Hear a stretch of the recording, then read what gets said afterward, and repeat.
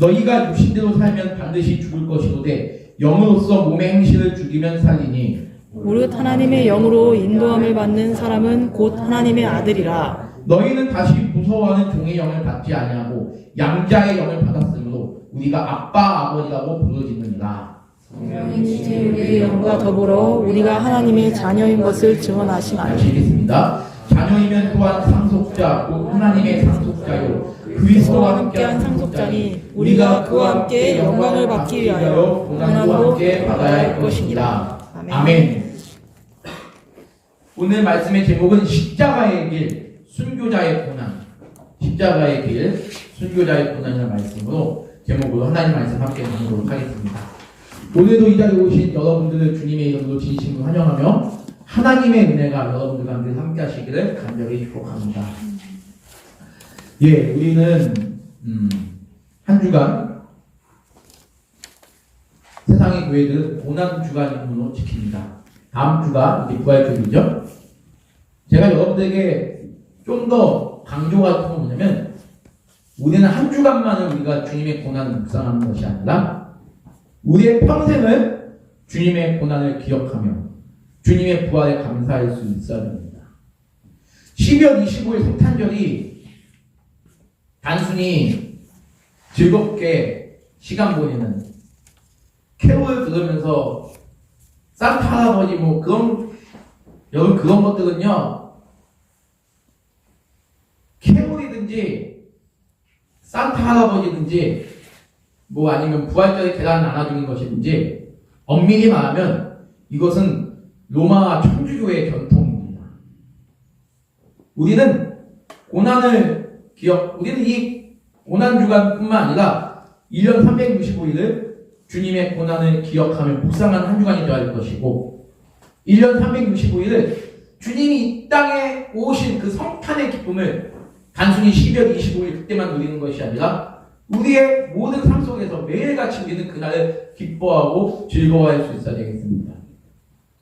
그러나 특별히 이제 고난주간으로 한 주간 또 지키는 그런 시간이기 때문에 오늘 우리는 또 한 번 하나님께서 이 땅 가운데 인간의 몸을 입고 오신 그분의 우리는 고난의 의미를 다시 한번 좀 생각해 볼 필요가 있습니다. 지금 우리가 3주, 4주째 우리가 고난에 대해서 이제 계속 살펴보고 있거든요. 고난에 대해서 살펴보고 있는데 제가 여러분에게도 말씀드리잖아요. 하나님의 자녀들에게도 고난은 늘 따르게 돼 있다라고 제가 여러 번 강조를 했습니다. 그러나 우리는 세상 가운데 있는 사람들이 받는 고난과는 전혀 다른 그런 차원의 고난을 받는다라고까지 말씀드렸어요. 모든 고난의 원인은 다 인간의 죄에서부터 시작이 되었고 그 인간의 죄로 말미암아 우리에게는 여러 가지 많은 그런 우리들에게 있어서는 안 될 그런 어려움이 우리에게 닥쳤다라고 제가 말씀드렸습니다. 자연의 돌아가는 법칙이나 우리에게 임해있는 모든 아픔, 슬픔, 병들 이 모든 것들이 다 우리의 죄로 인해서 생겼다. 그러면서 그 죄로 인한 우리 인간에게 가장 무서운 형벌이보다 바로 죽음이다 라고까지 얘기를 했습니다. 그러나 저와 여러분과 저에게는 죽음이 이제는 형벌이 아니다. 왜 형벌이 아니라고 그랬죠? 우리 저번 주에 세 분 우리 퀴즈를 맞춰서 배민 상품권을 다 보냈습니다. 자, 왜 죽음이 더 이상 우리에게 고난이 아닙니까? 왜 징벌이 아닙니까? 하나님의 자녀들에게는 죽음이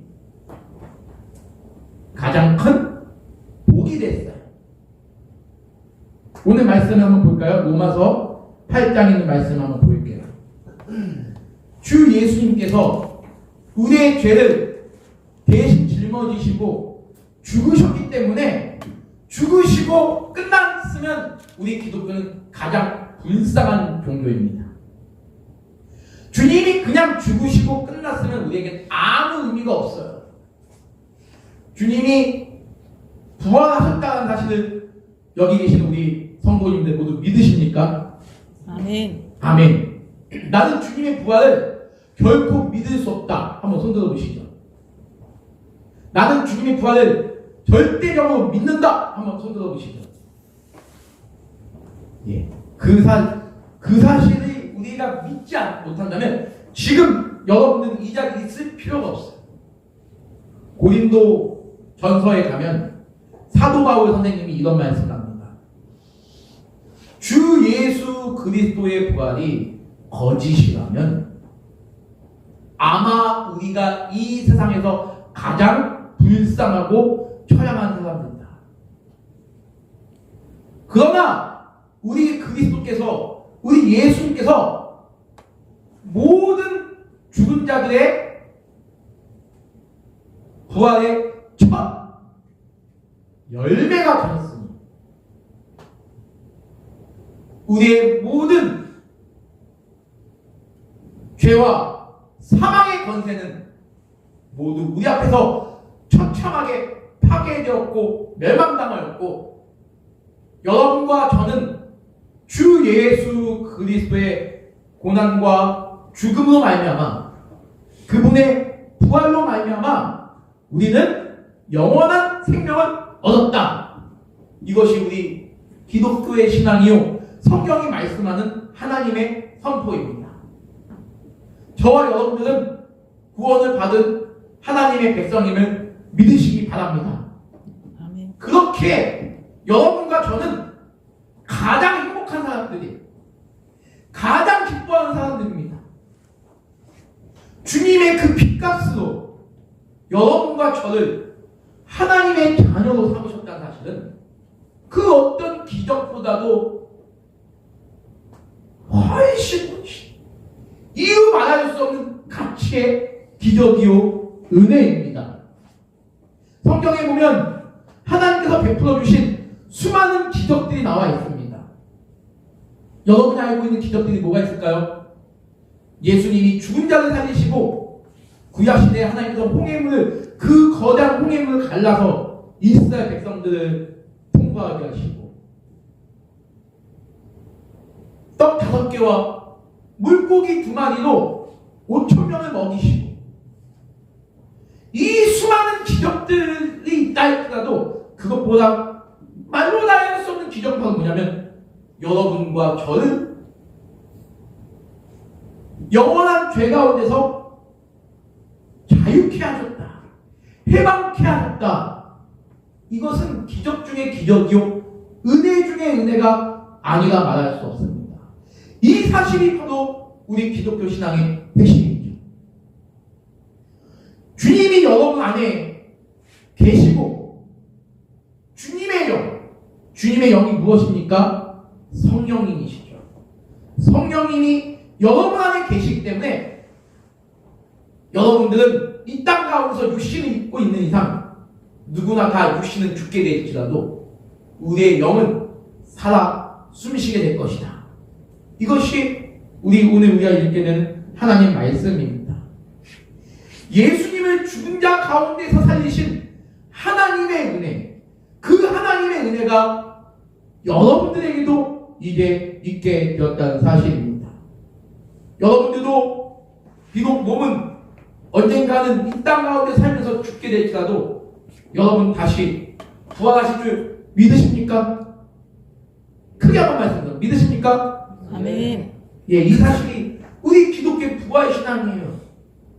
자, 그러면 예수를 믿지 않았던 사람들도 다 영원히 살겠죠.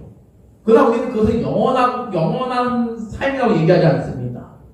그것은 성경은 영원한 죽음이라고 말하고 있어요. 영원한 죽음. 그렇기 때문에 여러분과 저는 1세를 살면서 우리에게는 하나님께서 맡겨주신 사명이 있습니다. 그 사명은 뭐냐면 주 예수 그리스도를 모르는 수많은 사람들에게 주님의 고난과 주님의 부활의 은혜를 전하면서 살아가는 삶, 그것이 우리에게 하나님께서 맡겨주신 삶인 줄 믿습니다. 분명히 우리 주님은 다시 이 땅에 오십니다. 그날이 언제인지는 몰라도 반드시 오세요. 제가 저번 주 목요일날 충청남도 계룡시에 있는 계룡대 육군 해군 공군 그 본부교회가 있어요. 그 육해공 본부교회 그 30주년 기념 행사에 초대받아서 이제 같이 우리 아내랑 같이 함께 다녀왔습니다. 다녀왔는데 그 교회가 세워진 유래를 제가 간단하게 한번 말씀드릴게요. 여러 가지가 있는데 첫 번째는 뭐냐면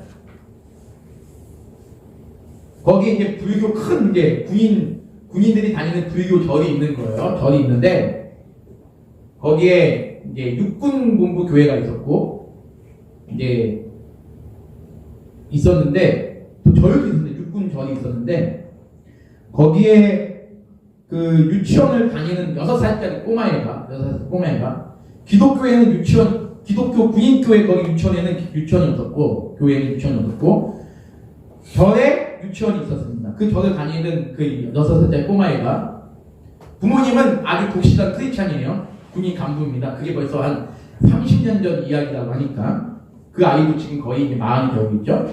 그 6살짜리 꼬마애가 절에서는 부처님께 밥을 먹을 때 부처님 감사합니다 하고 절을 하고 밥을 먹었대요. 근데 집에 와서는 엄마 아빠가 신앙교육을 잘 시켜줘서 밥 먹을 때 하나님께 기도하고 밥을 먹었답니다. 근데 절에 가서는 선생님이 부처님께 절하고 먹어서 절을 하고 먹었다는 거예요. 그러니까 집에 와서 이제 얘가 이제 물어보는 겁니다. 엄마, 하나님께 기도하는 게 맞아요? 부처님께 기도하는 게 맞아요? 라고 물어봤다는 거예요. 6살짜리 꼬마애가. 그 왜?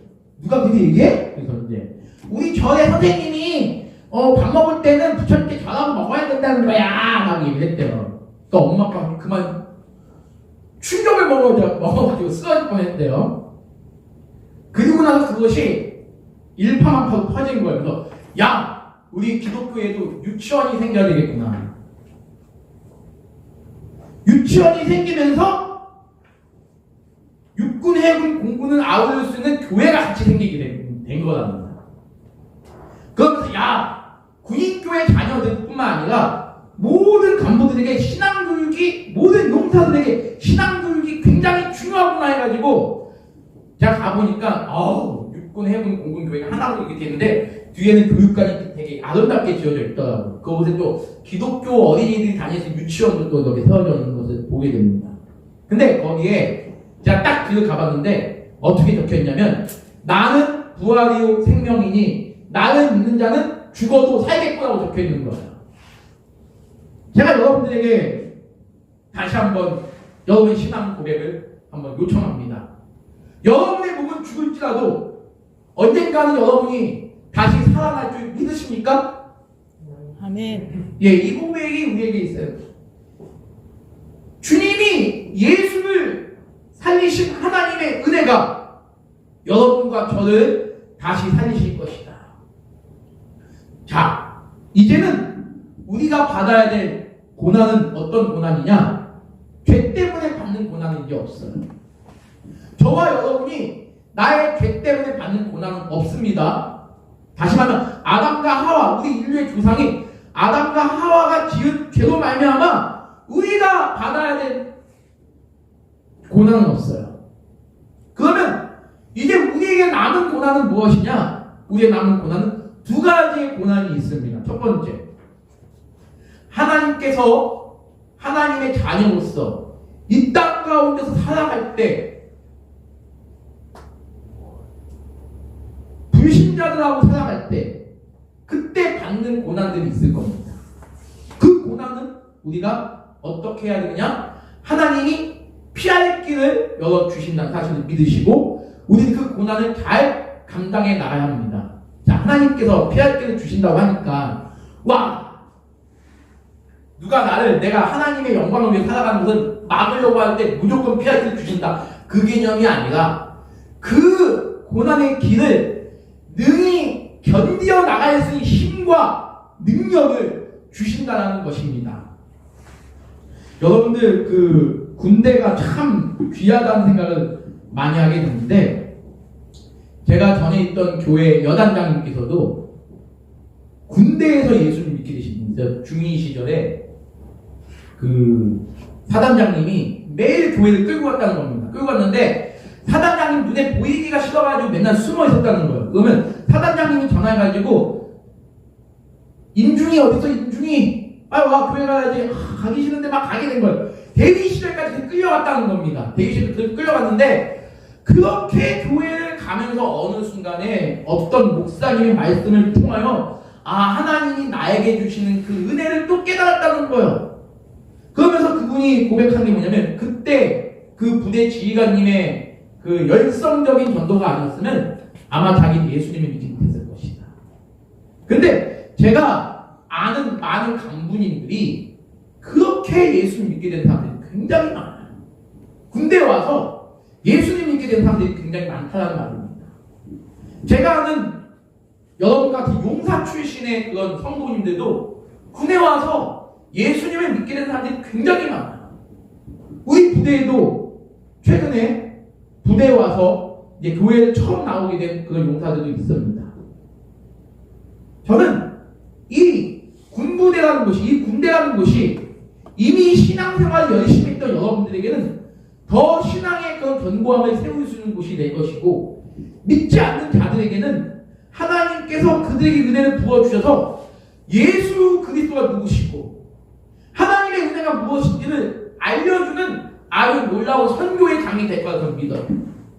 그러나 여러분께서 그러한 사명을 하나님께 주신 줄 믿고 여러분께서 여러분께서 그 복음 전파의 선교사로, 군 선교사로 여러분이 살아가지 않으면 안 돼요.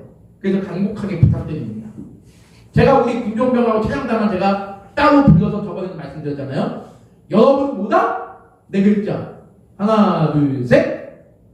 여러분보다 군 모모사다.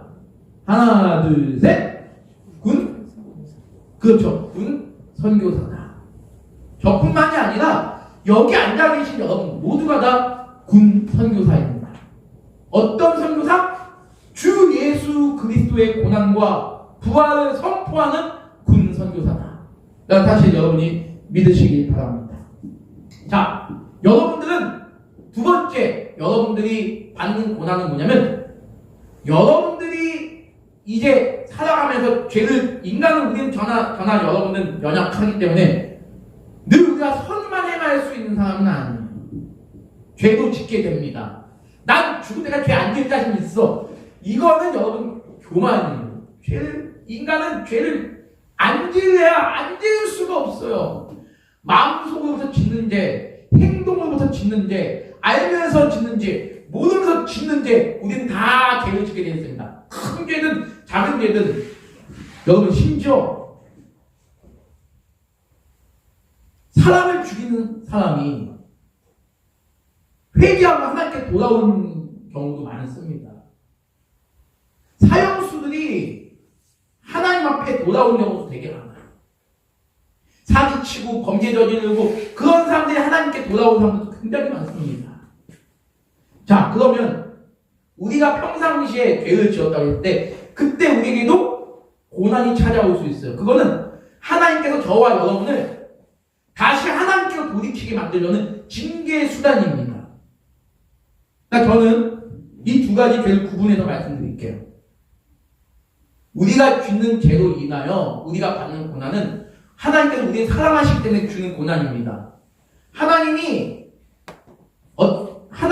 저 사람이 죄를 지었음에도 불구하고 그 사람이 양심의 가책조차 느끼게 해주지 않는다면 그건 진짜 심각한 문제예요. 정말 하나님의 자녀라면 내가 죄를 지은 것에 대해서 양심의 가책을 느끼게 되어 있어요. 그럼 내가 죄를 짓게 되면 하나님 앞에 예배가 안 됩니다. 기도하고 싶어서 기도가 안 되고 찬양하고 싶어서 찬양이 안 돼요. 이게 당연한 거예요. 하나님의 백성에게는 당연히 있는 겁니다. 그렇기 때문에 여러분들 내가 죄를 지었다면 양심의 가책이 있다면 그때 반드시 회개하셔야 돼요. 기도하셔야 됩니다.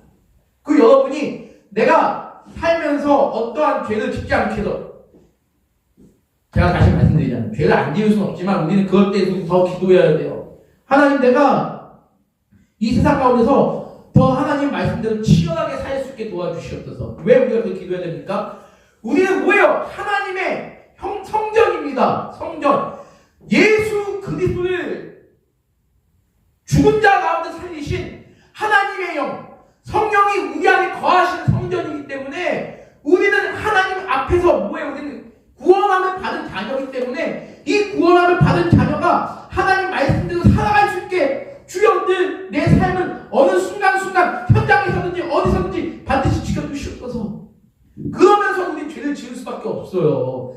인간입니다.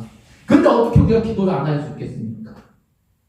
전 여러분들에게 반드시 기도하기를 소망드립니다.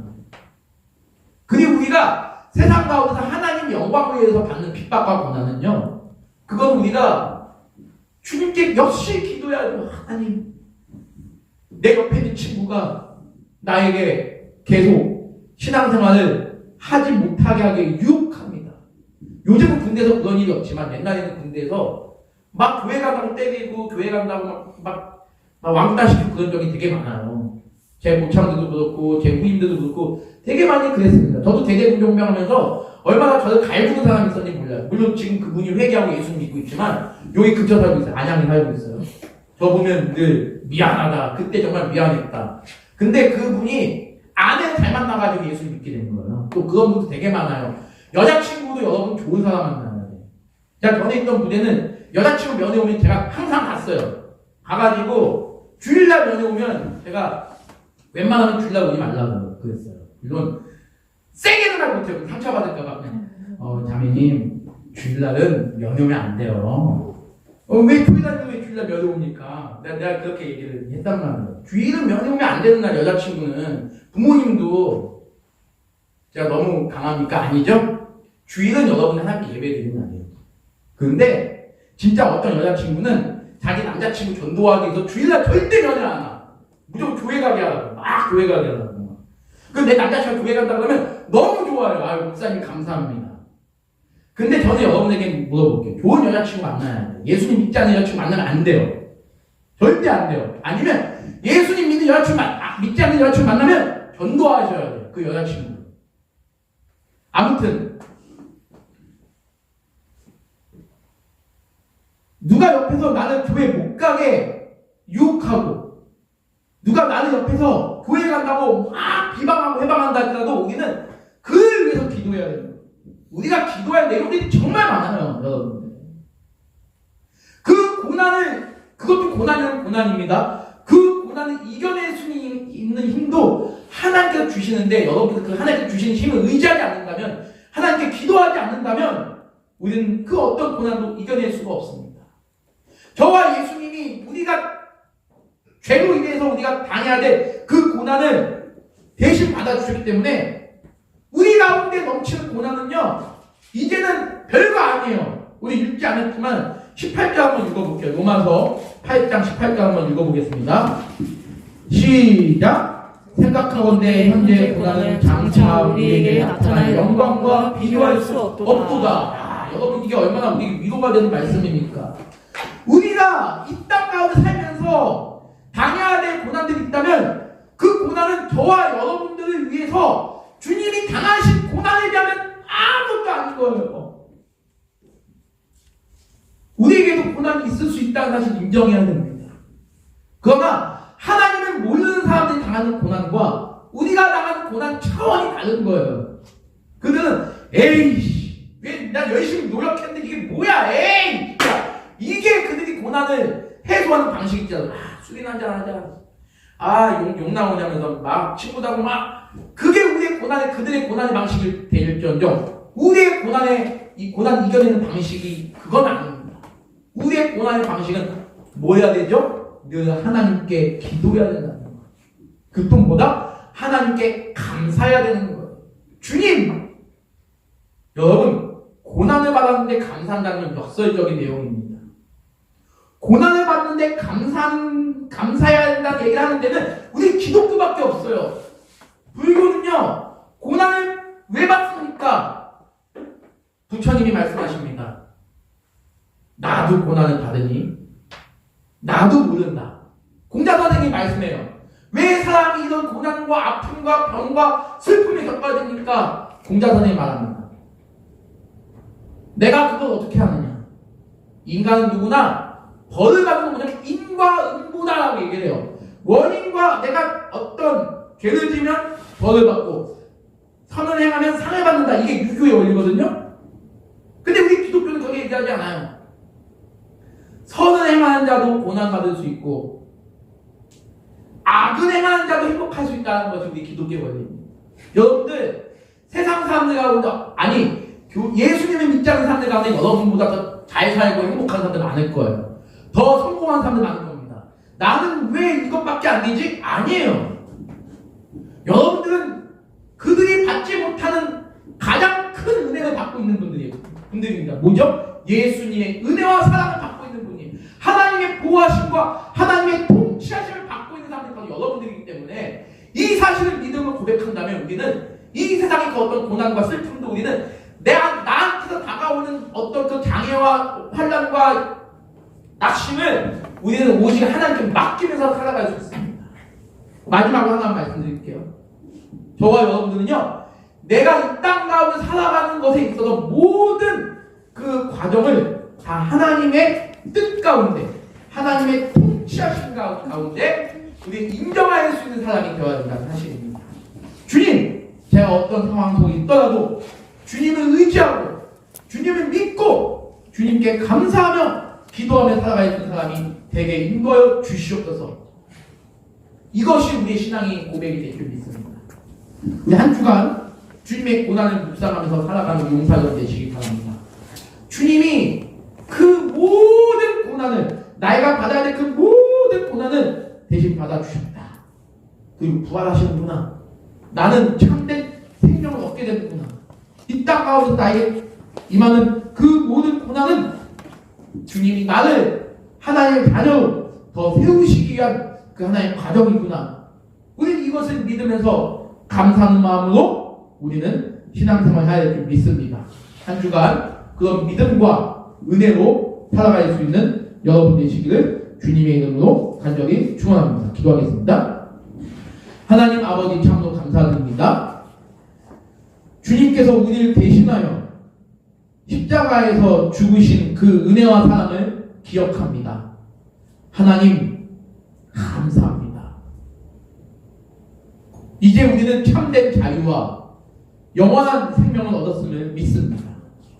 이 땅 가운데서 살면서 우리가 수많은 믿지 않는 사람들과 함께 어울려 살게 될 터인데, 그럴 때 우리가 낙심하거나 힘들어하지 않게 도와주시고 오직 하나님의 은혜 가운데 우리가 더욱더 단단한 믿음으로 부활의 소망을 가지는 살게 도와주시옵소서. 그리고 그 부활의 기쁨과 은혜를 내 주위에 믿지 않는 가족이나 친구들이나 전우들에게 증거하며 살아갈 수 있는 하나님의 은혜를 더하여 주시옵소서. 그럴 때 하나님의 영광이 더욱더 드러나게 인도하시고 하나님 우리의 모든 삶을 주께서 기뻐받아 주시옵소서. 예수님의 이름으로 감사하며 기도드리옵나이다. 아멘.